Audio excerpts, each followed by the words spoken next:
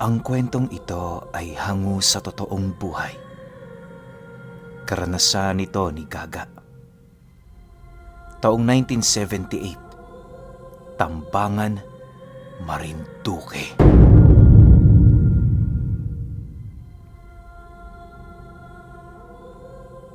Itong mga panahong ito, kasalukuyang tampulan ng tukso itong si Gaga. Sa kanilang magkakapatid kasi, tila bang siya ang inula ng malas magmula noong ipinanganak siya. Yung mga kapatid niya, magaganda ang itsura, samantalang siya halos magmukha ng pulubi. Bukod kasi sa pabalik-balik niyang sakit sa balat, kahit anong gawin niyang hindi pagbilad sa araw, hindi nagbabago ang kulay ng kanyang kutis. Hindi rin siya gaanong tinutubuan ng buhok sa ulo, kaya na may magmula noong nasa edad siya ng 8, nabansagan na siyang kalbo. Ang kanilang pamilya sa lugar, hindi naman masasabing walang-wala. Yung tatay niya kilalang albularyo, samantalang yung nanay naman niya nagmamay-ari ng ekta-ektaryang lupain. Marami din sila noong tauhan at mataas ang posisyon nila sa komunidad, kung kaya't hindi rin sila basta-bastang mga tao. Sa kabila ng posisyon ng kanilang pamilya, hindi maipagkakaila ni Gaga na wala pa ring nag-iiba sa pakikitungo ng kanyang mga kapatid at kaibigan sa kanya. Dahil dito, pinili na lamang niyang dumikit sa kanyang ama, gawa ng yun lamang ang nakakaintindi sa kanya. Isang araw, habang abala sa trabaho ang mga magulang nila, nagkayayaan yung mga kapatid niya. Sakto kasing nasipat nila noon ang iilan nitong mga kaibigang patungo sa sapa, kaya na may napagpasyahan nila doong sumama. Upang walang magsumbong sa kanilang gagawin, napilitan ang mga kapatid niyang siya ay isama. Alam kasi ng mga itong mapapagalitan sila sa oras na magsumbong itong si Gaga. Bukod sa iyo ng pinakapaborito, sa kanilang lahat, yun din ang pinagkakatiwalaan. Ni minsan kasi, hindi pa nagawang magsinungaling nitong si Gaga sa kanilang mga magulang. Sa pagbagtas nila ng daan, panay naman ang kanilang pag-uusap. Yung mga kapatid niya, siniguradong nasa unahang bahagi siya ng hanay upang hindi siya tumakas. Hindi naman noon makatanggi itong si Gaga, gawa ng di hamak na mas malaki ang mga kapatid niyang yon kumpara sa kanya. Hoy Gaga, mamaya pag uwi natin huwag kang magsusumbong kay tatay ha. Ilihim mo na lang to. Maaliw ka din naman maya-maya eh. Wika ng panganay nila paglapit nito sa kanya. Oho kuya, hindi ho ako magsusumbong. Paano ko naman kayo ilalaglag? Gayong kasama ako sa galang ito. Sagot naman dito ni Gaga. Nang marinig ito ng kapatid niya, hinawakan lang naman siya nito sa ulo, sabay alis sa tabi niya. Makalipas lamang ang ilang minuto, nadapo na nga sila sa isang sapa kung saan merong talon sa unahang bahagi nito. Kahit hindi pa sila noon nakakapagpahinga, dali-dali naman silang nagsilanguyan roon, na para bang yon ang unang beses na nadapo sila sa sapa. Si Gaga noon, nanatiling nakatayo sa gilid ng talon na para bang meron yung nararamdamang kakaiba sa paligid. Bago pa man niya matukoy ang bagay na nagpapaalangan sa kanya, bigla naman siyang hinila ng kapatid niya. Pagsulong niya noon sa sapa, bigla na lamang nandilim ang kanyang paningin at kasabay nito ang pagsilay niya sa ilalim ng tubig ng napakaitim na figura. Hindi niya matukoy kung ano ang bagay na yon, gawa ng nag-iiba-iba ang kulay ng tubig sa paligid nila. Bago pa man siya makapagsalita, bigla namang kumawala sa kanyang katawan ang kanyang sariling wisyo. Paggising niya, nadatnan niya ang kanyang sariling nasa loob ng silid ng kanyang ama nakatali ang kanyang katawan ng kumot. Habang nagpupumiglas siya, inabisuhan siya ng kanyang ama na huwag masyadong gumalaw at baka kung ano ang mangyari sa kanya. Matapos naman yung marinig ni Gaga, pinili naman niyang sumunod alang-alang sa ikabubuti ng kanyang sarili. Lumipas ang ilang minuto, inilahad ng kanyang ama kung ano ang nangyari sa kanya. Ayon dito, na noong naliligo sila sa sapa, bigla na lamang siyang nasipat ng kanyang mga kapatid na sumisid. Halos inabot siya ng ilang minuto bago umahon na siya namang labis na ipinagtaka ng mga ito. Bago siya tuluyang makalayo sa lugar na yon, pinagtulungan siya nitong hawakan hanggang sa tuluyan na siyang manghina. Matapos nila yung maisakatuparan, tinalian nila ng tali ang katawan ni Gaga gawa ng patuloy pa rin yung nagpupumiglas. Nang mapagtanto ng mga ito na hindi na siya makakawala, dali-dali naman siya nitong iniuwi. Dagdag pa ng kanyang ama na sa pagdating nila sa kanilang tahanan, muli na naman siyang nakawala. Pilit niya noong tinatalon ang tulay na mayroong mababaw na sapa, kung kaya't ang iilan sa kanyang mga kababaryo ay nagtulong-tulong para siya ay dakpin. Ang iilan sa mga ito tumakbo patungo sa unahang bahagi ng sapa, gawa ng kung sakali mang makakatalon siya, hindi siya roon makakalayo ng husto. Paparusahan ko ang mga kapatid mo dahil sa ginawa nila sa iyo. Ilang beses ko bang dapat sabihin sa kanila na naiiba ka sa mga ordinaryong tao? Magtapat ka nga sa akin, Gaga. Bago ka nawalan ng malay, anong nakita mo? Tanong ng kanyang ama. Matapos naman itong marinig ni Gaga, doon muling bumalik sa kanyang alaala ang tungkol sa nilalang na kanyang nakita sa ilalim ng tubig. Pagkabanggit niya ng tungkol dito, animoy meron siyang nararamdamang kakaiba sa katawan niya. Hindi niya alam pero pakiramdam niya may kung anong nilalang ang dahan-dahang kumokontrol sa kanyang isipan at wisyo. Bago pa man niya matapos ang pagsasalaysay, bigla naman siyang napasigaw ng napakalakas habang patuloy na nag-aangil. Dahil dito, pinili ng kanyang amang wag na niyang ipagpatuloy ang kanyang pagsasalita nang sa gayoy malayo siya sa peligro. Lumipas pa ang ilang oras, nagpatuloy ang gamutan nilang dalawa.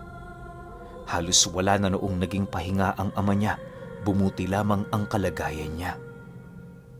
Ayon dito, isang engkantong pugita ang pumasok sa katawan niya na maaaring mahigpit ng nakakapit sa kanyang kaluluwa. Medyo nababahala na dinoon ang kanilang padre de pamilya, gawa ng alam nito ang abilidad ng mga ganoong uri ng nilalang. Naniniwala kasi yun na ang mga pugita sa sapa ang pinakamalakas na engkantong naninirahan doon. Kapag nakapasok na yon sa katawan ng isang tao, tanging ang wisyo na lamang nito ang makakatulong sa kanyang paggaling. Hindi rin yun matutulungan ng kahit na anong dasal at ritual sa kadahilan ng may kakayahan ng mga pugita na magtago sa likod ng enerhiya ng kanilang mga kaluluwa upang hindi maapektuhan ng mga pangontra. Dahil sa ganoong sitwasyon ni Gaga, kaya na may iisang paraan na lamang ang naisip ng kanyang ama at yon ay ipasa sa kanya ang mga karunungan nito habang siya ay bata pa. Kapag ginawa kasi nito ang ganoong hakbang, maaaring magapi ni Gaga ng tuluyan ang nilalang. Hindi rin biro ang taon at dekadang gugugulin niya para mapaslang ito, kaya na hanggat may kontrol pa si Gaga sa kanyang katawan, pilit na siyang tinuruan ng kanyang ama pagdating sa mga lihim na karunungan.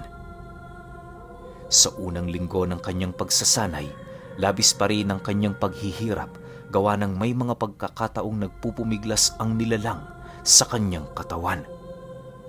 Subalit kahit gano'n na ang mga nangyayari, pinilit pa rin niyang matuto sa takot na baka mapatay siya ng engkanto. Lumipas ang buwan at taon, Malaki na nga ang naging pagbabago sa katauhan ni Gaga. Kung noon palagi siyang inaapi at tinutokso, ngayon isa na siyang takbuhan ng mga tao na humihingi ng tulong sa kanilang lugar. Ayon sa kanya, na magmula noong naipasa ng kanyang ama ang kabuuan nitong karunungan, mas lalo na siyang nagkaroon ng kontrol sa kanyang katawan. Hindi na rin nakakalaban sa kanya ang pugita, gawa ng malakas na ang bakod at puder ng kanyang kaluluwa. Dagdag pa niya na sa loob ng 1 taong walang patid na pagsasanay, nagawa niya na yung makontrol. Pakiramdam noon ni Gaga, dalawa sila na naghahati sa kanyang iisang katawan. Kahit kaya niya nang palayasin ang pugita sa kalooban niya, pinili niya pa rin yun doong manatili sa kadahilanang dahil sa nilalang na yon, hindi siya basta-bastang nakakaramdam ng pagod sa kanyang katawan. Nang makapag-asawa na ang panganay nila at ang sumunod dito, medyo nagkaroon na ng espasyo ang kanilang tahanan. Yung mga asawa ng kapatid niya, hindi niya gaanong kalapit ng loob, gawa ng mabigat roon ang pakiramdam niya. Sinabihan naman siya ng kanyang amang wag nang bigyan ng anumang kahulugan ang tungkol roon, sapagkat kahit bali-balik ta rin man ang mundo, pamilya na nila yon. Isang hapon, habang nag-uusap si Gaga at ang kanyang ama, dumating yung panganay niyang kapatid bitbit ang pamilya ng asawa nito. Di pa man yun nakakapasok sa kanilang bakuran, ramdam na ni Gaga ang pag-iba ng ihip ng hangin sa paligid. Kung siya lang ang masusunod, nais na sana niya yung itaboy papalayo, pero dahil sa kanyang ama, pinili niyang unawain ang mga nangyayari. Sa paglapit ng mga panauhin sa kanila, bakas sa pagmumukha ng kanilang padre de pamilya ang pagtitimpi nito. Nakatitig lang yon sa kinaroroonan ng panganay nila, pero kitang-kita ni Gaga ang mabilisang pag-ikot ng paningin nito sa paligid. Makalipas lamang ang ilang minuto, bigla naman silang tumayo at kasabay nito ang pagwika ng kanilang amanang.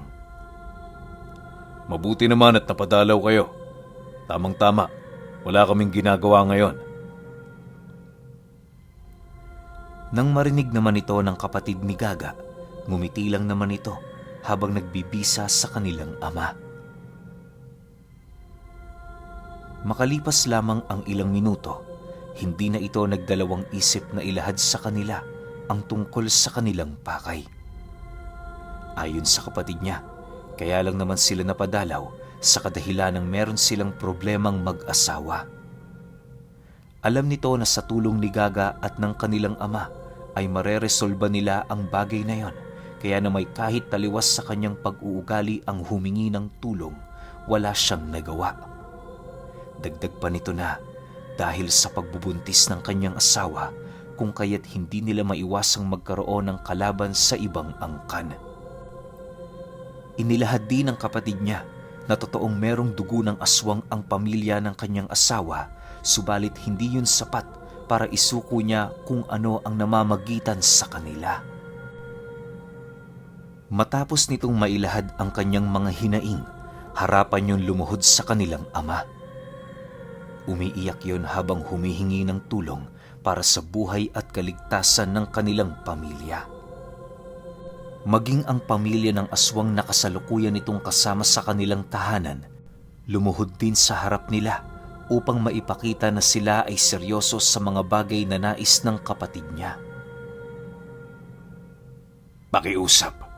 Kung meron kang magagawa, tulungan mo kami. Marami na sa mga kadugo ko napaslang ng kanilang angkan, kaya na may wala na kaming kakayahan para makipaglaban. Kayo na lamang ang aming pag-asa para mailigtas ang asawa ng anak mo. Pero kung ayaw mo, malugod namin itong tatanggapin. Wala namang kaming magagawa sapagkat noon pa man, alam na namin kung saang lugar kami nabibilang. Wika ng ama ng asawa ng kapatid niya. Nang marinig naman yon ni Gaga, kahit papaano unti-unti naman niyang naunawaan ang sitwasyong kinakaharap ng mga ito. Naniniwala din siyang hindi sapat ang mga salaysay ng nilalang na yon para mapapayag ang kanyang ama, kung kaya't siya na din mismo ang gumawa ng paraan para yon ay matulungan. Maliban kasi sa nag-iinit ang dugo nito sa mga aswang, nasisiguro din niyang matagal na itong walang awa sa mga ganoong uri ng nilalang. Bagaman may posibilidad yung tumulong, hindi malabong tutulungan lamang nito ang kanyang anak. Pagsilay ni Gaga na magsasalita na ang kanilang ama, agad naman niya yung hinawakan sa balikat, sabay hawi dito papalayo. Pagramdam niyang meron na silang sapat na distansya, siya na mismo ang nagmakaawa sa kanilang ama para tumulong. Kahit alam niyang may tsansang yanggaw na ang kapatid niya, wala siyang magagawa sapagkat kadugo nila ang dinadala ng asawa nito. Nararamdaman din niyang nagsasabi ng katotohanan ang mga nilalang, kung kaya't nagpasya siyang subukan yung pagkatiwalaan. Dahil sa pagiging malapit ni Gaga sa kanyang ama, kaya na may hindi naging mahirap para sa kanya na magtiwala yon sa kanyang desisyon. Matapos ang kanilang pag-uusap, doon na sila nagbigay ng abiso sa mga nilalang ukol sa planong nais nilang maisakatuparan. Nang tapos na silang mag-usap, agad din namang umalis ang mga nilalang para maghanda kinagabihan. Sa pagbalik ng katahimikan sa paligid, seryoso namang tumitig ang kanyang ama sa kanya habang nagtatanong yun ang, Sigurado ka na ba dito, Gaga? Nako, kung di lang talaga disipulo ang tingin ko sa'yo, hindi talaga kita tutulungan. Alam mo naman, taksil ang mga aswang. Kahit nga yung kapatid mong yan hindi ko pa rin pinagkakatiwalaan. Nang marinig ito ni Gaga, agad din naman siyang sumagot sa kanyang ama, gawa ng kahit papaano nasisiguro niyang hindi naman lahat ng mga aswang ay halang ang kaluluwa. Ayon sa kanya, na bagaman wala silang naging magandang alaala ng kapatid niyang yon, hindi niya pa rin maiwasang mag-alala para sa kaligtasan nito. Naniniwala din itong si Gaga na kung masasamang uri ng aswang ang pamilya nitong napabilangan, maaaring hindi na yon makakabalik sa kanilang tahanan. Sa pagsapit ng gabi, minabuti nilang magpaalam sa kanyang ina. Hindi rin kasi sila makakaalis ng bahay, lalo pat kung wala yung pahintulot. Sa pagsang-ayon nito, agad naman nilang binagtas ang daan patungo sa bahay ng kanyang kapatid. Kahit napakaliblib ng daang kanilang tinatahak, hindi nila yun ininda, alang-alang sa kaligtasan ng buhay ng pamangkin niya. Lumipas pa ang ilang minuto, doon na nga nila nakita ang 3 kubong nakatayo sa gilid ng punong mangga, kung saan merong iilang mga panauhing nagbabantay sa labas ng bawat bahay. Bawat taong naroon, pansin na pansin ni Gaga ang pagkakaroon ng mga ito ng makikintab na mga balat. Hindi pa man sila tuluyang nakakalapit sa mga panauhing yon, bigla naman silang natigilan nang masipat nila ang iilang nagsisilakihang aso na papalapit sa tahanan. Upang hindi nila mabulilyaso ang plano ng mga nilalang na yon, pinili nilang magkubli pansamantala. Hanggat maaari, tinahak nila ang daan patungo sa likuran ng bahay ng kanyang kapatid para personal na makita ang sitwasyon ng mga ito noong gabi. Pagdating nilang mag-ama sa lugar na yon, bumungad ang panganay nilang nanginginig ang katawan habang may daladalang sundang. Maigi itong nagbabantay sa pintuan ng kanilang bahay upang masigurong walang mga aswang ang makakapasok. Sa pagsilay nito sa kanila, agad naman yung lumapit habang nanlulumo ang mga mata. Hindi pa man sila nakakapagsalita, lumuhod yun sa kanilang harapan at walang sawang nagpasalamat. Lumipas pa ang ilang minuto, pinili nilang isang tabi na muna ang pag-uusap. Habang nakatayo kasi sila sa lugar na yon, Ramdam na ramdam nila Gaga ang paglapit ng mga aswang na nasa kaanyuan ng mga aso. Sa paglapit nila sa bahay ng kapatid niya, inilahad nito sa kanila ng mga aswang na lakat ang kalaban nila. Hindi rin mga ordinaryong aswang ang mga nilalang na yon, sa kadahilan ng nasa lahi na ng mga ito ang kumain ng mga katulad nilang aswang. Naniniwala din ng kapatid niya na merong gabunan ang mga aswang na kinakalaban nila. Matapos naman yung marinig ng kanilang ama, agad naman yung kumuha ng isang kakaibang binhi sa kanyang bulsa. Si Gaga naman tumungo sa harapan ng bahay upang pagmasdan ang kasalukuyang nagaganap na labanan. Habang nag-uusap kasi sila noong tatlo, rinig na nila ang mga kakaibang kaluskos at pag-aangil sa paligid. Sa pagdating niya sa harapan ng bahay, doon bumungad sa kanya ang mga nilalang na naglalaban.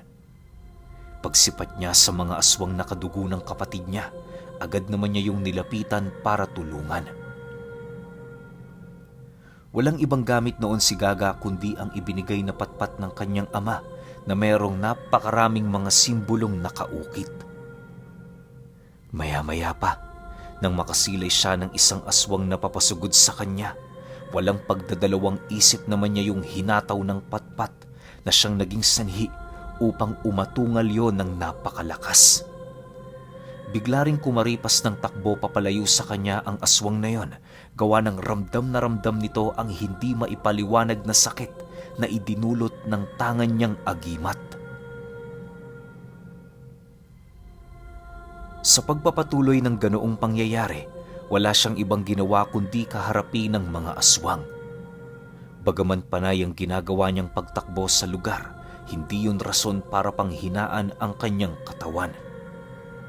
Yung sumaping engkanto kasi sa kanya noong bata pa siya, nagbibigay din ng lakas sa kanya upang hindi siya malagay sa alanganing sitwasyon. Dahil sa ipinahiram nitong lakas sa kanya, kung kaya't lahat ng karunungang ipinasa ng kanyang ama ay napakadali niyang natututunan.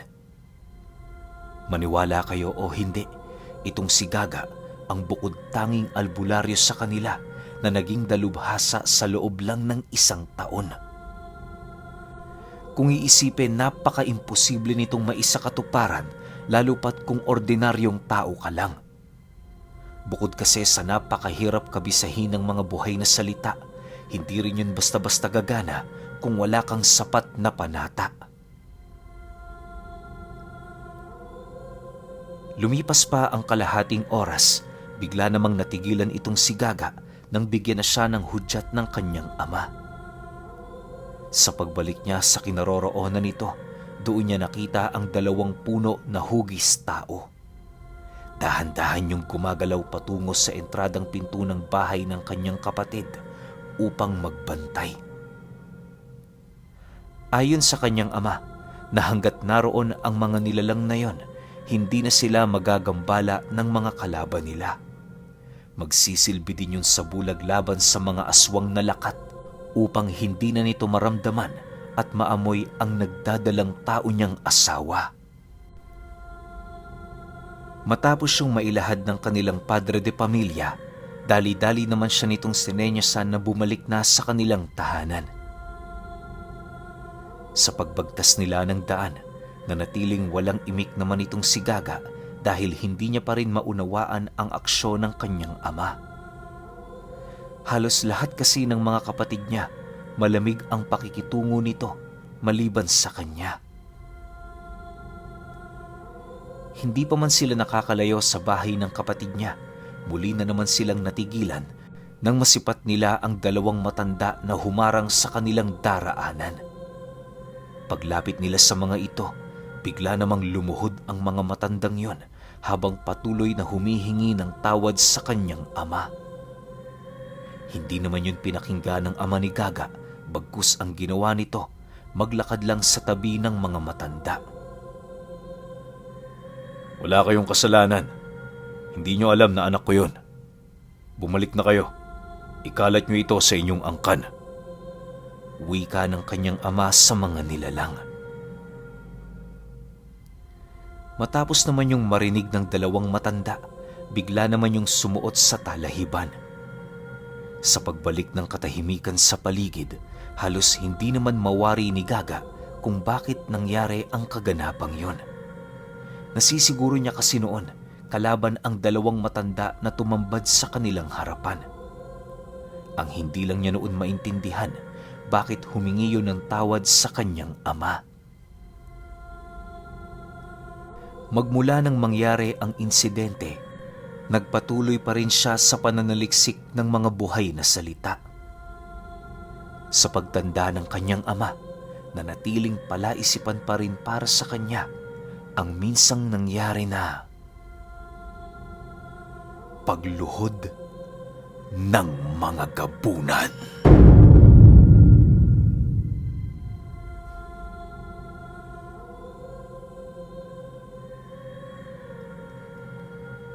Okay, opinyon ko sa kwento. Bakit nga kaya lumuhod yung mga gabunan sa ama niya? Ano nga kaya yung dahilan? Parang yun yung naging tanong ko sa kwento na to eh. Ano ba, gabunan din ba yung tatay niya? Pero hindi eh. Kasi pinag-aaralan ni Gaga, di ba mga buhay na salita sa kanan? Tapos meron pang kaibigan na napakalaking engkanto. Alam naman natin na nakakakontrol sa mga engkanto na yun eh. Aral ng kanan. Well, meron din naman sa kaliwa, pero di ko masabi. No, ba't kaya lumuhod? Parang ang laking question mark, no? Na siguro kung alam nung dalawang angka na yon na anak to ng tatay ni Gaga, yun nga, yung kuya niya, malamang hindi nila gagalawin. Kaso hindi nila alam eh. Pero ba't kaya umiiwas sila dito sa tatay ni Gaga? Di ba? Dahil ba sobrang lakas na albularyo nito? Binibigyan nila ng respeto? O pwede ring makakaliwa yung tatay niya? Na ibig sabihin parang supremo ng gabunan? Pwedeng ganun eh, no? Pero wala, ang dami kong tanong sa kwento na to. Sayang lang, wala tayong ibang episode para ipaliwanag or para masubaybayan pa sana yung pagiging albularyo ni Gaga. Kasi ang lakas nito eh. Kumbaga, may namumuhay na engkanto sa loob niya, tapos unti-unti pa yung pinapalakas ng tatay niya. Kaso wala eh, isang kwento lang tayo eh. Pero kayo, kung may opinion kayo sa kwentong ito, comment nyo lang sa baba. Yun lang, hanggang sa susunod na kwento. Salamat.